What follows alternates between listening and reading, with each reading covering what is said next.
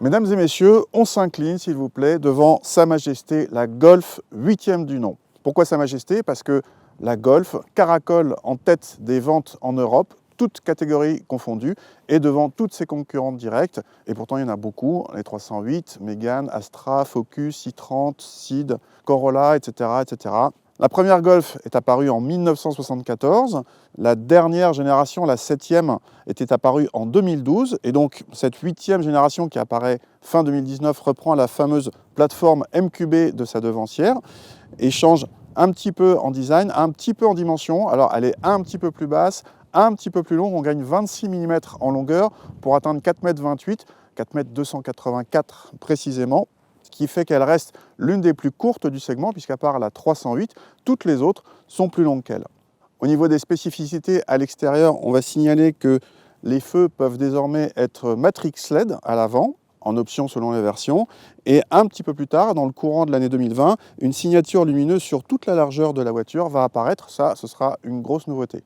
Au niveau des motorisations, pour le lancement, cette Golf propose deux essences, un 130 chevaux et un 150 chevaux. C'est notre modèle d'essai qui est associé, lorsqu'il est avec une boîte DSG, à une micro-hybridation 48 volts, d'où le nom ITSI. Il y a aussi deux diesels, le 115 et 150 chevaux.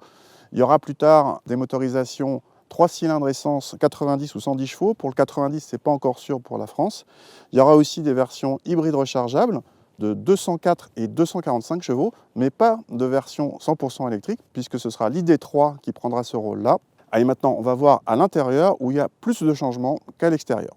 Cet intérieur change plus radicalement que l'extérieur, avec une planche de bord intégralement inédite. On trouve un double écran numérique avec l'écran central à la même hauteur que le combiné d'instruments. Il n'y a plus de touches physiques, mais seulement tactiles, dont certaines permettent un accès direct au réglage de température. Notez à gauche du volant des touches tactiles qui permettent de gérer les feux avant. Fini la bonne vieille molette. Sur les versions à boîte DSG comme la nôtre, le levier de vitesse devient tout petit et dégage de l'espace au niveau du bas de la console centrale. Sur l'écran central, on peut changer certains menus par commande gestuelle en passant la main devant l'écran. Dans les nombreux menus, on peut par exemple changer la couleur de l'éclairage d'ambiance selon 32 teintes, ou si vous avez la suspension pilotée comme nous, vous pouvez la régler sur 15 positions différentes. Rare. On retrouve bien sûr toutes les fonctions multimédia, GPS, radio, et les aides à la conduite sont toutes présentes, la plupart de série, même si nous n'avons pas encore le contenu des différents niveaux de finition. L'affichage tête haute fera sans doute partie des options. À noter quelques fioritures, comme des fonctions de climatisation particulières, pas si gadget que ça. Le combiné d'instruments est de son côté largement personnalisable et peut afficher le GPS et plein de données au choix, facile à choisir via les boutons de commande sur le volant. La qualité de présentation est toujours très bonne dans la catégorie, mais n'évolue pas par rapport à sa devancière. À l'arrière, les passagers apprécieront leurs réglages séparés de climatisation, leurs assises chauffantes et leurs prises USB. Ils apprécieront également une habitabilité au moins égale à celle de sa devancière, qui dépassait déjà légèrement la moyenne de la catégorie. Le coffre est annoncé inchangé, ce qui serait là encore une bonne nouvelle, avec un volume supérieur à celui de la plupart de ses rivales. Alors, au volant de cette Golf 8e génération, comme je vous l'ai dit au début, elle reprend la plateforme MQB de sa devancière, ce qui n'est pas un problème parce que cette Golf 7 était plutôt agréable en matière de compromis, confort, comportement routier.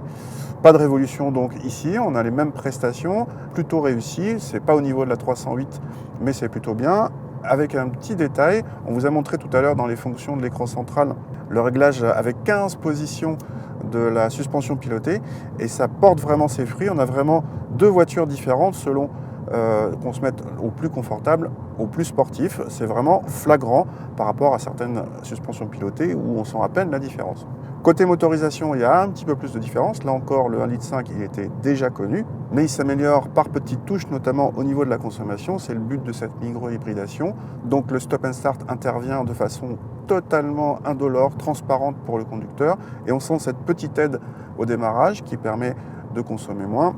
Il y a aussi une fonction roue libre avec l'association de ce 1,5 litre et de la boîte, plus la désactivation des cylindres qu'on connaissait déjà.